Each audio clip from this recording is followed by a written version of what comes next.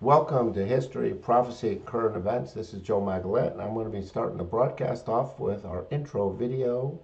Let me start that.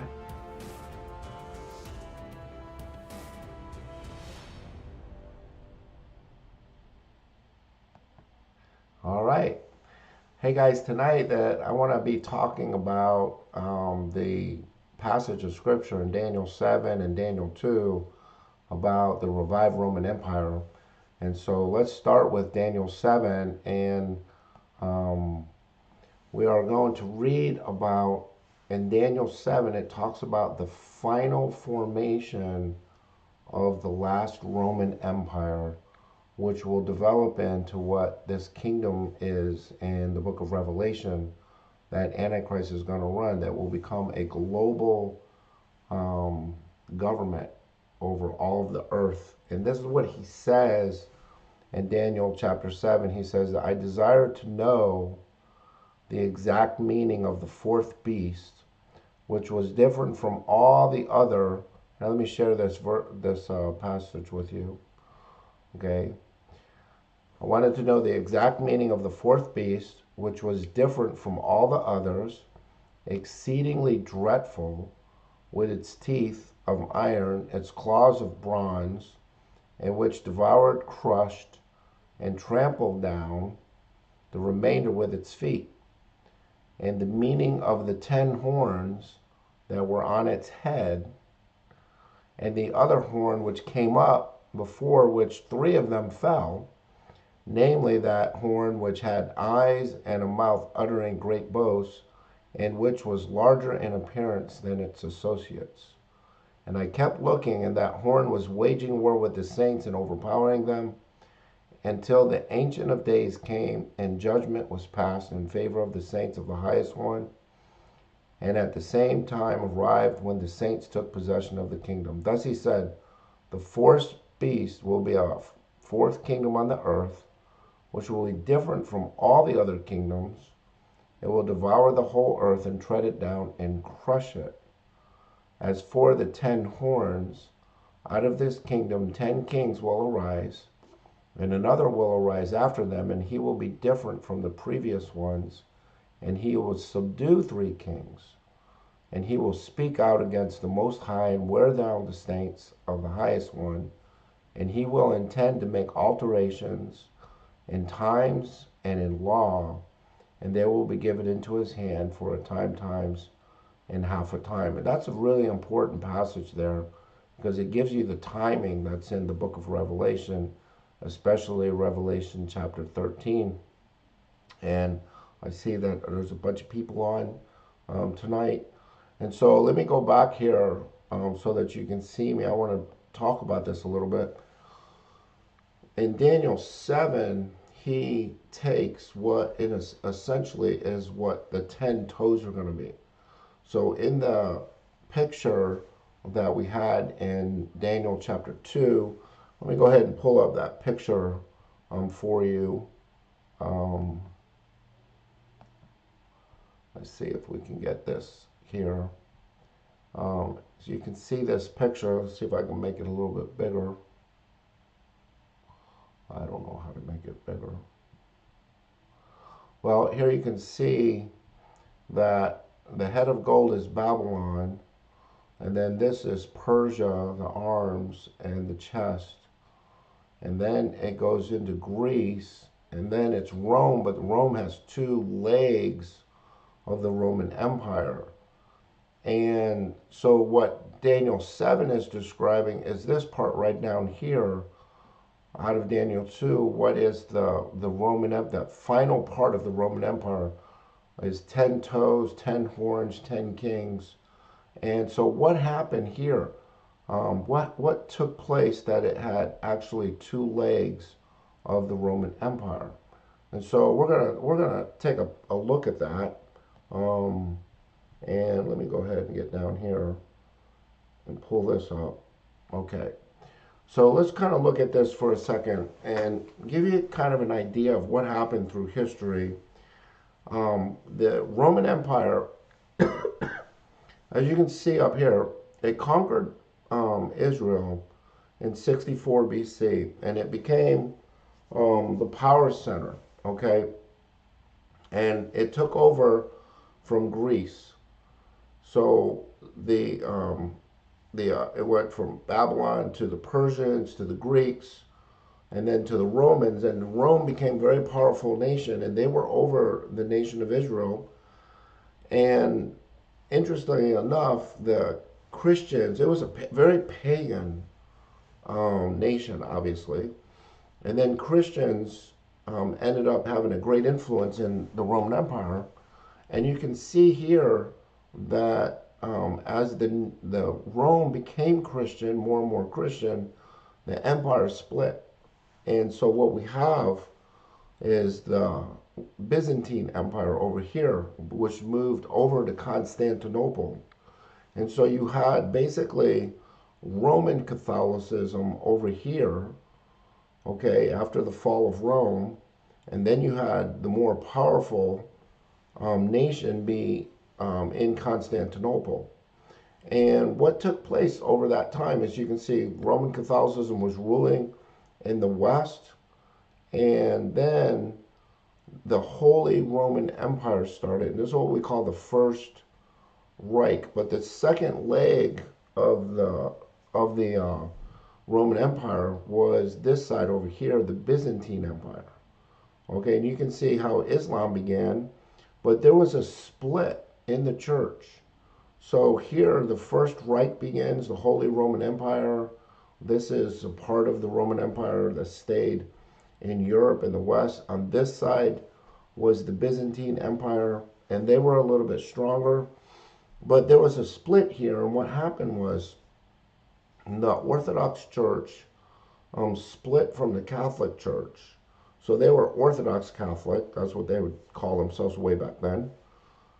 They split over icons and over idols. So they said the Roman Catholic Church was making statues and worshiping the statues, and you shouldn't do that. But what the Orthodox would do is they would make pictures, and they could pray to their saints as long as they were pictures and not statues. And so you can see that Christianity was already being perverted because we would not share in the same thought that this was true Christianity. So there was a lot of perversion going on in that thing. And then this is when things really kind of came crazy. The second leg of the Roman Empire fell to the Muslims in the Ottoman Empire in 1453 AD. But what took place out of that, which is important for our day, is that Russia, they began to, they saw themselves as the one who would save basically Christianity. So they called themselves the Third Rome. And that's what I wanted to bring up today. Moscow was the new Rome, the Tsar was the Caesar. And so from the 1500s, the 1600s, the 1700s, the 1800s, there was the nation of Russia was run by czars, and they really did believe that they were the new Rome, and they were defending Christianity. Okay, and of course, all of that comes to an end in 1917. 1917 is the key date because here on this side of the Roman Empire, the Second Reich begins with Germany uniting themselves with the Ottoman Empire in World War One and losing big time. You see, they lost. And so here, the Germans thought they were going to start this new Reich or this new Roman Empire. And that's not working out too well. That didn't work out too well for them. Okay, they lost World War One. So something was rising up to say, no, we don't want that. And at that same time, as you know, this is when the British kind of entered in, and they said that they wanted to move the Jews into their land with the Balfour Declaration. And so that is a major, major key to the last days. Okay, so, but what about Russia? Here's what's interesting about Russia. They turned communist. Okay, so when they turned communist, all right, that kind of threw a wrench into this part of there being a new Rome and Caesar and all that kind of stuff, because communism had really nothing to do with that. So the Third Reich begins in 1933, 38, when Hitler tries once again to unite with the Muslims and end Israel and Jews, try to kill all the Jews. But that ends here in World War II. And then Israel starts in 1948. And this is what's interesting here. Look at this. 1991, Communist Russia ends. So what happened with the Russians? What has happened with them that they think they are still the third Rome? And so we want to take a look at that, okay? Let me get this up here for a second. Just talk to you about this, okay? First of all, the Russians have been, as I've been studying for years and reading books on it and I read 4 articles today about it, that they believe, and most of their conservative teachers believe, that they kind of jumped over the communist era back to the czars to say what is going to unite Russia, make them a great nation again, and what it would be is Orthodox Christianity and the fact that they were the inheritors of the Roman Empire. And go back to that Moscow is the third Rome kind of mentality. And this is something that Vladimir Putin has been talking about for a long time. As a matter of fact, since the year 2000, he began to shape this idea that Russia cannot go along with the World Economic Forum, the globalism, the West, all of the crazy leftist liberal wackos, in the left, in terms of turning good into evil and evil into good. And so he decided that was how he was going to unite, his nation. And it's a strange thing in the Russian mind, because they believe, the Russian people, as some of these articles have pointed out, that the Russian people really do want a very, very strong dictatorial type of leader. They're into having that czarist type, Caesar type leader, and Putin has fulfilled that desire in the Russian people to have that, and they don't really think about the suffering that comes along with what takes place in that kind of a government. It's a really interesting thing. Now, there's one book that I read that really highlighted the fact that Putin chose, I think it was 90 KGB officers to really help run and organize the country, but to organize them by different principles than they had under Soviet communism, because communism made a big mistake. They thought that they could have a moral, to give the people enough to want to love their country through communism itself. And that was a big mistake. They could not do that. And so let me go down here, and I want to pull up this article about the Third Rome. Now, here's my premise for tonight. The Third Rome, if you accept the fact that Russia is the Third Rome, they're going to fail. And we know this because the Bible teaches that the Gog-Magog prophecy is going to happen. God's going to bring them down into Israel and destroy them there, which gives the opportunity for the fourth Rome to rise, which would be this final Daniel 7 type manifestation of the Roman Empire. And I think that's what we're seeing right now. This is what we're seeing. So let me hit on this article, and I want to point out a few things in this article, okay? So let me share this with you and go down here, and I want you to see the picture here at the beginning. Here's Putin, okay? And here's the title, Third Rome Rising, the ideologues calling for a new Russian Empire. Now, this kind of goes and talks about some of the things I was talking to you about, but I want to go down here and look at, don't mind that woman, she's bad, okay? Go down here, um, and they're talking about the Byzantine Empire, and they're being called to be part of the Byzantine Empire. And let me go ahead and find the part of this article that I wanted.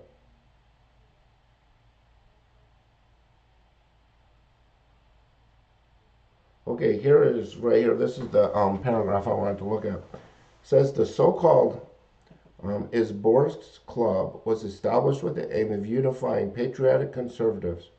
Its main goal is to create and present analytical reports to the Russian authorities and society. All these works should contribute to creating a renewed public oriented policy in all spheres of national life. This is talking about in Russia. The Izborsk Club's ideological direction could be labeled social conservatism, which is a synthesis of the different views of Russia's statesmen, starting from socialists and Soviet patriots to monarchists and Orthodox conservatives. Club members include the most prominent, influential politicians. So they have these guys. One of them is Alexander Dugin, who's kind of one of the main guys, okay?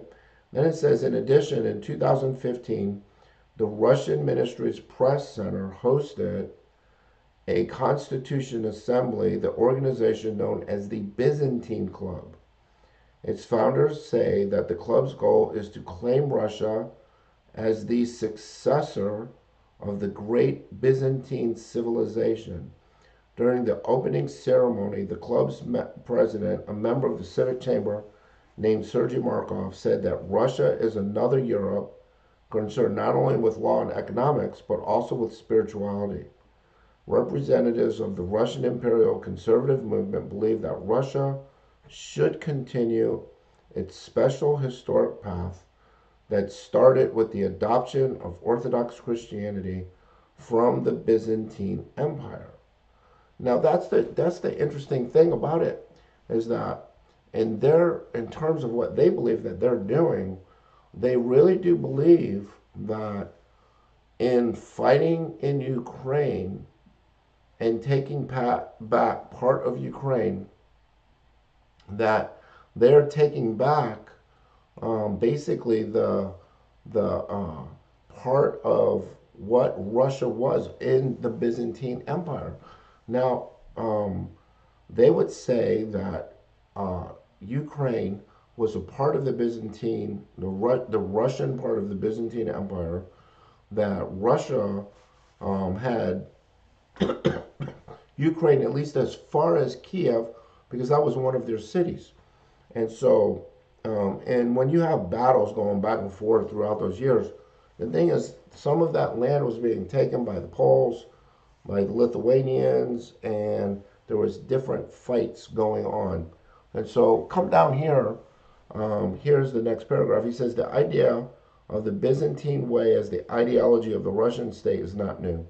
As already mentioned, Russia received Christianity from Constantinople, the Second Rome, which became as undeniable global center after the schism of Western Christianity from the Orthodox. Since the baptism of Rus in 988, okay, that is, Rus is the name of Kiev Rus. Okay, so that name really comes from the Vikings more than it does anything down in Europe. But it is very typical of the Russian people, okay, to go back to see that their nation started here back in 988 with Vladimir the Great. Okay, the ecumenical patriarch of Constantinople was the canonical head of the Russian church. Up until its fall, Rus was part of the Byzantine in terms of a church governance. The marriage of Tsar Ivan III to Sophia Palaiologos, the niece of the Byzantine emperor, was the first step on the way of Russia's accession to the Byzantine heritage, establishing blood ties with the Russian sovereign and the Byzantine emperor. So they look back in that history, and this is what Vladimir Putin was doing. And I want to read something from Putin, what he talked about when he first became the president back in '99 and then in 2000 when he was given a speech about himself. He um, was presenting himself as part of the heritage of the Roman Empire through the Byzantine Empire. And so he said things like this, and this was the speech in 2000. Putin stressed the importance of Christianity for him personally. Oftentimes he mentioned how his great grandparents went to church, that Christianity was the unifying force in Russian society's history, a source of values and for morals. As a matter of fact, Russia has always been a very pious country, a very religious country.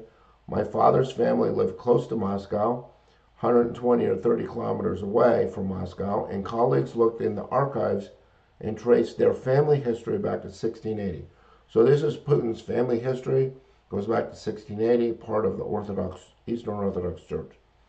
I think sometime at the end of the 17th century, and do you not know how they calculated this? Through church records. So it was through church records that Putin could find his relatives all the way back, his ancestors back then, okay? He also, on various occasions, made it clear that he reads the Bible regularly and considers himself a believer in the Russian Orthodox way. And this was all the way back in 2000. So he was already seeing that he needed to unite Russia under something older than communism. And the way he thought of it was the czars, all right, because he wanted to be a czar. And if you united them under that, and then obviously he was doing something for Russia that he believed that they really needed, okay?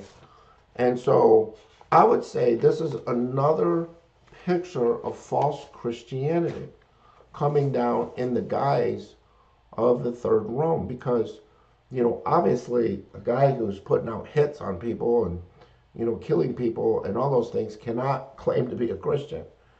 All right, and so he's misusing. And then let me read this one from 2012. He said Putin put the imperial Christian Russian past to use when he was mobilizing society around a new mission, consolidating and expanding Russian patriotism by harking back to a glorious day, a glorious past that needed restoration into the future. And so this is why it's important for them to call Moscow the Third Rome. And this is one of the reasons why they're fighting in Ukraine, to take Ukraine. Not the only reason.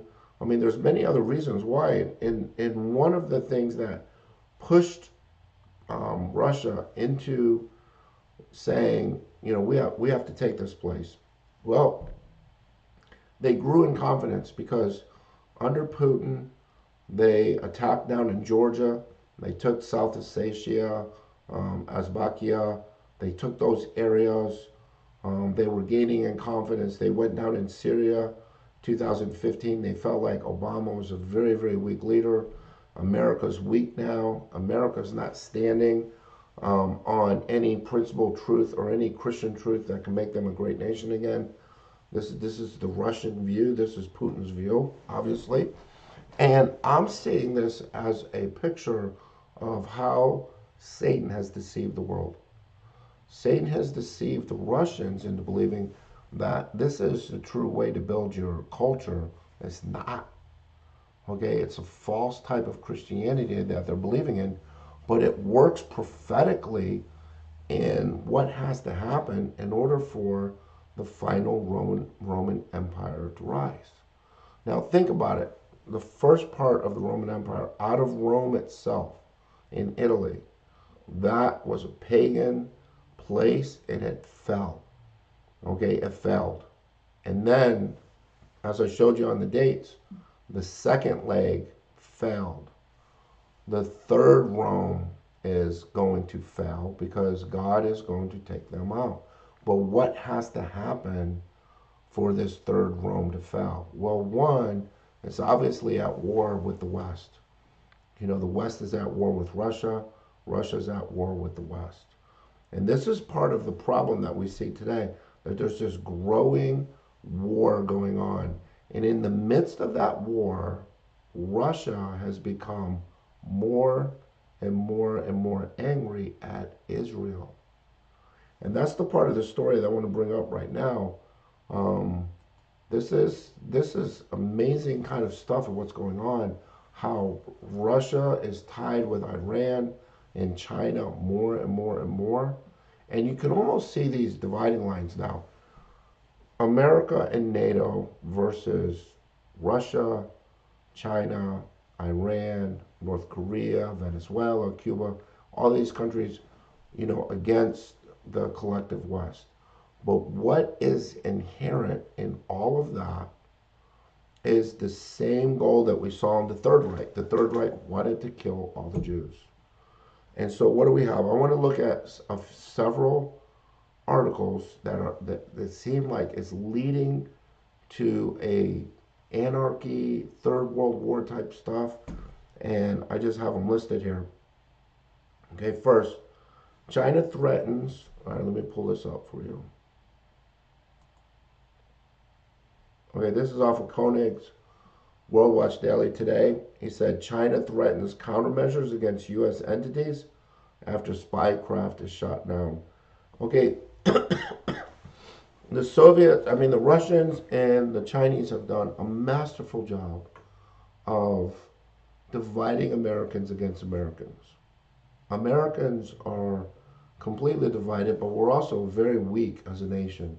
If we can let that balloon go across the United States and do all of its spying and then shoot it down when it gets over the Atlantic Ocean, and then, for whatever reason, start shooting at some other things and call them alien craft, which I can't even believe they did that. It made me think of what happened at Roswell. Remember? In Roswell, 1947, Area 51, that there was a UFO crash. They went and got it. What did they tell everybody? It was a weather balloon. And this is like, it's a little bizarre how this is happening. But my real interest is really in Israel, because America's falling. We're becoming more and more divided as a people. China and Russia are taking advantage of that big time. But what about Israel? They're doing the same thing to Israel. They're trying to divide Israel. And they've been doing this kind of division of Israel for a long time, the same that they've done in America. So American public schools have come out against every single Christian thing you can possibly think. Well, the same thing happened in public schools in Israel. In Israel, in the public schools, they were in second grade, they were supposed to get a Torah. So this mom goes in and to her class, and she wants to see the book that her daughter got. And she didn't get a Torah, a Bible. They're supposed to get a Bible in Israel. Well, the left pushed that out. They don't want them to have Bibles anymore. And there's a clash going on.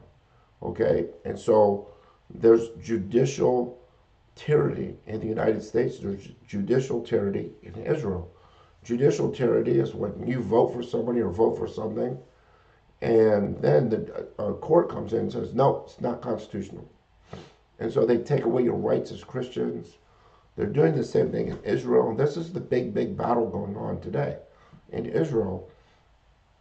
And the Bible teaches us, when you see that battle going on in Israel, when you see all of this being forced, that they're being threatened by the world over Jerusalem, they're being threatened by Russia, they're being threatened by America, and all of these people, then get ready, because God's saying he's going to do something.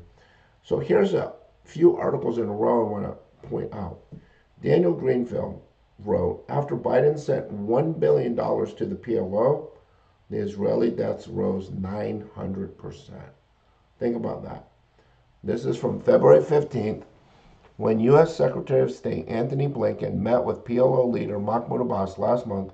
He boasted of over $1 billion in aid that the Biden administration had programmed for the terrorist territories. That aid came with a very high price. In February 2019, President Trump's total cutoff of aid to the Palestinians became official. That year, 10 Israelis, or people in Israel-controlled areas were killed in stabbings, shootings, rocket and other attacks, down from 12 the previous year and 15 in 2017. But not this last year, 900% jump in deaths. And it's just like they're funding the terrorism against Israel. All right, let's look at this one. Far-right ministers fume over removal of settlers' trees, demanding promised powers. So here, Jews are in their own land. They're in the West Bank. They're in Judea, Samaria. They plant trees. What happens? The leftist people in the government of Israel go and destroy their trees, destroy their own people. It just, you can't make this stuff up, okay? But here's where it gets bizarre, guys. This is Netanyahu gave a speech just, I think it was Tuesday. He says, stop deliberately dragging the country into anarchy. Prime Minister Benjamin Netanyahu on Monday called on opposition leaders to stop leading Israel into chaos after a tempestuous Knesset committee meeting and a mass demonstration outside the Knesset in Jerusalem. I call on the leaders of the opposition to stop this. Stop deliberately dragging the country into anarchy. Get over yourself. Show responsibility and leadership, because you're doing the exact opposite. And then the mayor of Tel Aviv said that they should shed blood in this civil war. In other words, get rid of Netanyahu and everybody else who wants Israel to be a Jewish nation, a Zionist nation. They want to shed blood. They want to fight. And so this civil war is happening at a time that Russia's getting ready to come down. And then let's look at what America did. Washington, European powers issued joint condemnation of Israeli settlement plans. So here, once again, it's really frustrating for me to watch this, because I'm watching what Israel does. They'll make these token gestures that you can build in certain parts of Judea and Samaria, but they never go all the way. and that's frustrating, because God said for them to possess their land in Ezekiel 36, and they're not doing it. And so what is going to happen? It's just, the Bible seems very clear to me that it's going to have to happen through a war.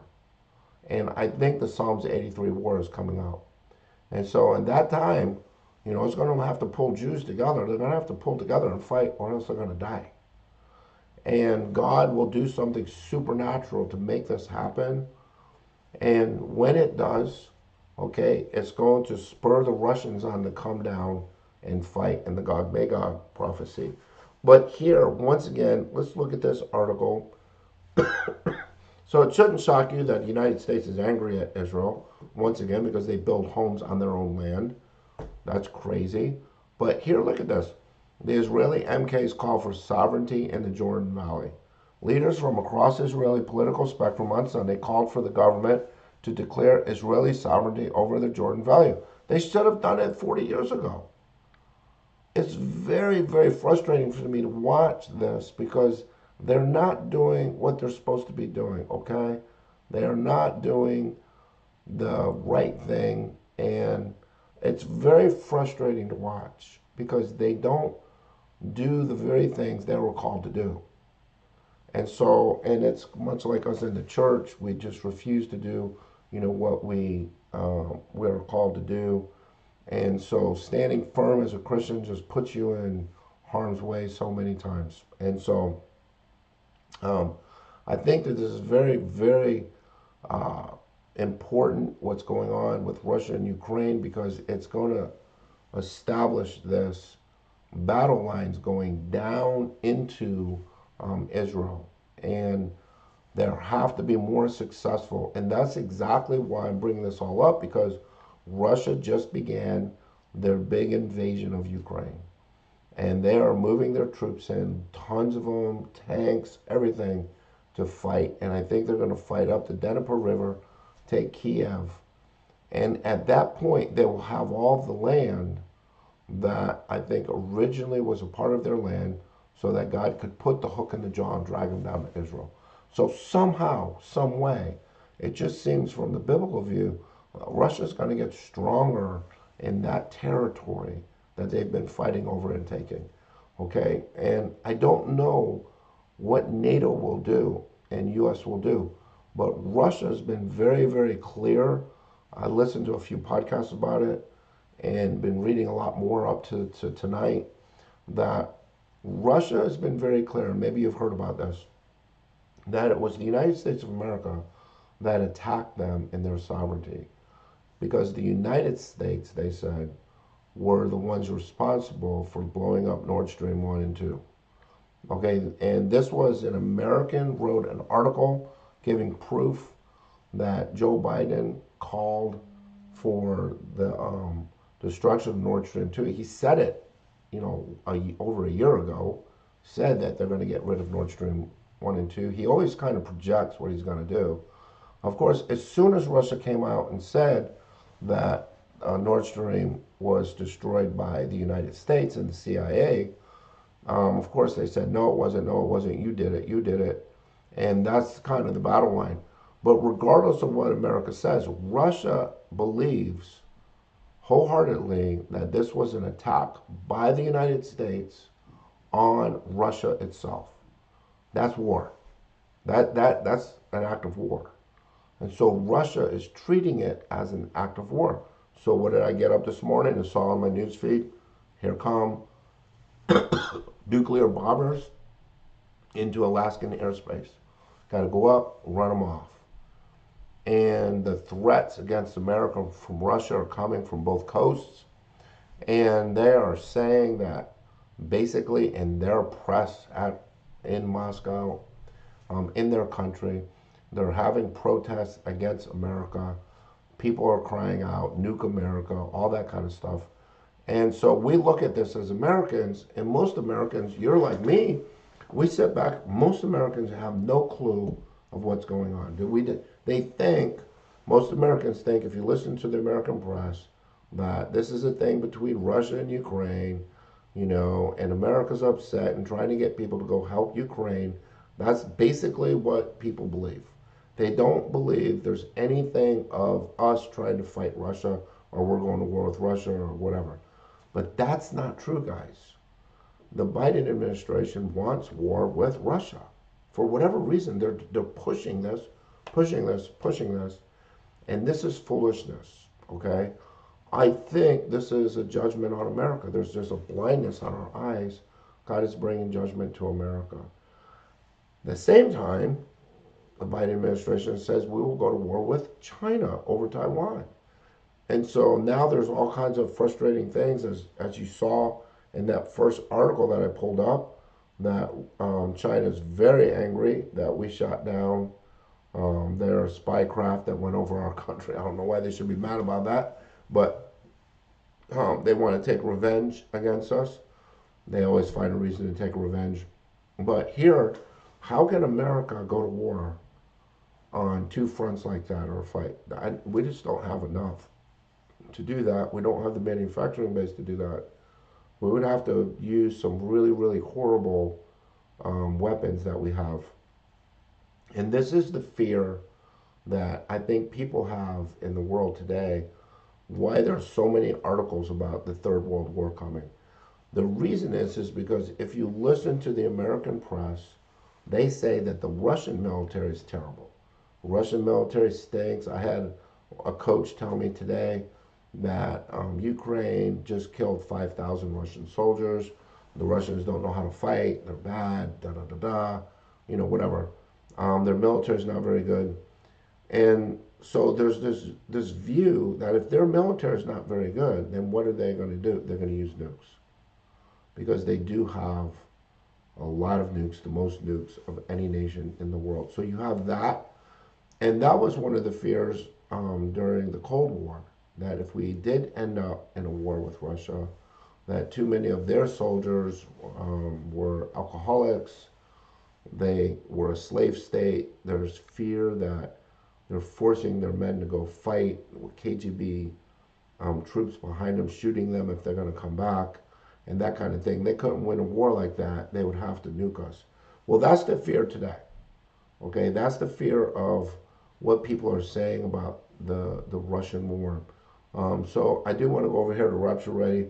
There's a few articles about this on here, and I'm going to go down to the one I was finding on the Russians. Um, let's see here.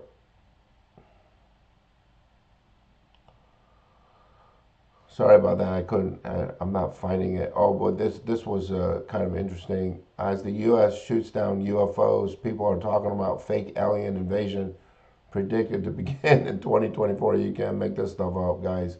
In just the past month, the United States has shot down not one, not two, not three, but four unidentified flying objects in the North American airspace. Many are speculating that a theory known as Project Bluebeam may be real. The theory claims that members of the Pentagon, NASA, United Nations are collaborating on a plan to simulate a fake alien invasion staged second coming using hologram projections, and um, so that they can bring in another fake thing to bring in their new world order, whatever. That's just crazy. So the okay, so here's an article that I did want to read to you, and I will pull it up. All right. Here, let's go ahead and so you can see this. Okay. Is America at a Jonah moment or a Nahum moment? All right, so Jonah moment, what would that be? As many of you have heard, that there is a revival going on in Asbury College. Now, I'm a student of revivals, studied revivals, First Great Awakening, Second Great Awakening, you know, the 1858 revival in America, 1904, different revivals, 1960s, we had the Jesus movement, which was sort of a small revival, and that kind of thing. What is the Jonah moment? The Jonah moment would be where America repents and God blesses us like he did Nineveh. Or is it a Nahum moment? The prophet Nahum, he was sent to Nineveh to say God is going to destroy you. Okay? As we know, the Assyrians did evil. God sent Jonah. He forgave them, prepared them to come and destroy Israel. And then they did evil on the side of the Lord. And God obviously,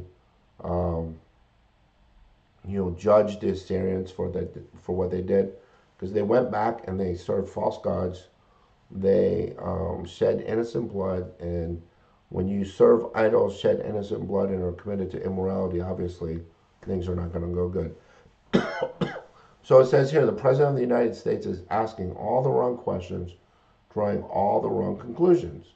The State of the Union is not strong. Americans face enormous spiritual, economic, and geopolitical challenges. If the country does not change course dramatically and soon, it faces implosion. Let me be clear, America is a wonderful, blessed, truly miraculous country. Though I live here in Israel, in Jerusalem now, I'm a dual U.S. Israeli citizen. I was born and raised in the United States. I love America. I'm so grateful for the religious, economic, political freedom I've experienced over my 55, 56 years. But today I grieve where America is heading, and contrary to what the President told the Congress and the American people, the state of our union is not strong. America is facing implosion. Now, before I read on, you know that as I wrote a book about this, and God judging America, and what we see America right now, how they've chosen immorality as more important than morality. And this is a real big problem. And so here he says, back in 2012, I wrote the book called Implosion. Can America recover from its economic, spiritual challenges in time? Okay, this is Joel Rosenberg writing this, by the way. He said, in exacting detail, I described how far Americans have drifted from our Judeo-Christian roots, how aggressively Americans were rejecting the biblical heritage, and how much danger we're in causing God to stop blessing us and instead turn his back on us. Well, I'm not fearful of him turning his back on us. I'm fearful of him turning against America. And you can make God angry as a nation. This is Old and New Testament, guys. This is something that happens. And so here he goes on to say, I ask readers to focus on one specific number, 53 million. Since 1973, Americans have aborted more than 53 million children. I think that's a low number, guys. I think it's way more than that. And then I added this. How long do you think the Creator, sustainer of life, will bless the United States rather than judge and punish us for when we take the lives of well over 1 million innocent children per year? Okay, that was Implosion published in 2012. So maybe 53 million in 2012 is right. But as of 2023, we've murdered more than 63 million babies. And I think even that number is a little low. Do you really believe we can go much longer before the judgment of God? It is amazing we haven't faced it already. I believe that God has already judged America because he's turned us over to three things. Let me go ahead and pull this up in Romans so you can see this.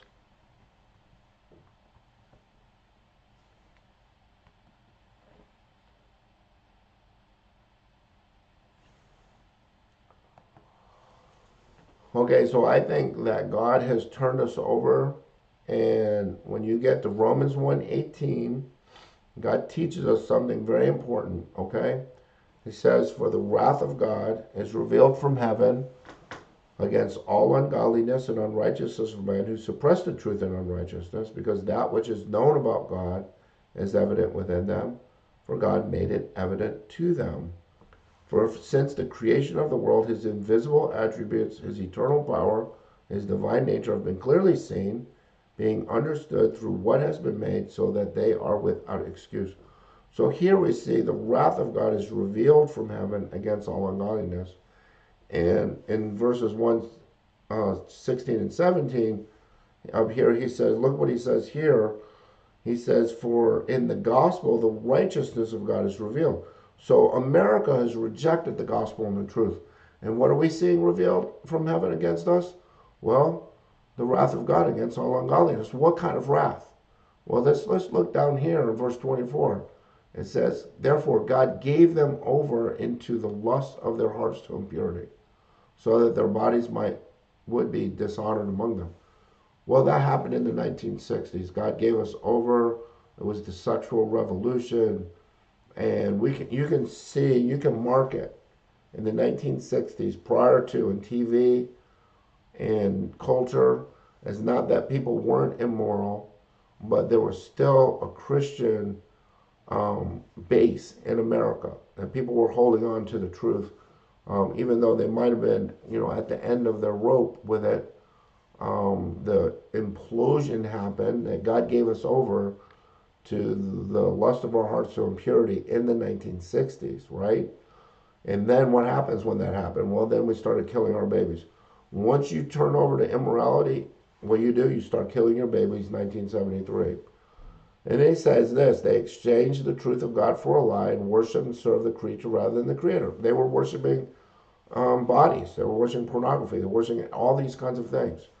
Then he says, for this reason, God gave them over to degrading passions. As we know, this is the whole plethora of immorality, including everything, homosexuality, everything. And so our laws began to be made so that we would abandon marriage. We would abandon marriage between one man and one woman. And so that happened, obviously in the 2000s, and these laws came in the Obergefell decision, making the gay marriage law in America. So that was a turning over. Well, what is that? That's the passive judgment of God. It just turns you over, and then things go bad and bad, bad for you. Okay, and then verse 28 says, and just as they did not see fit to acknowledge God any longer, God gave them over to a depraved mind. Now, you just can't believe that people are saying the things that they're saying. That a guy can be a girl can be a guy, da da da da da, and there's more than two genders. all this kind of stuff.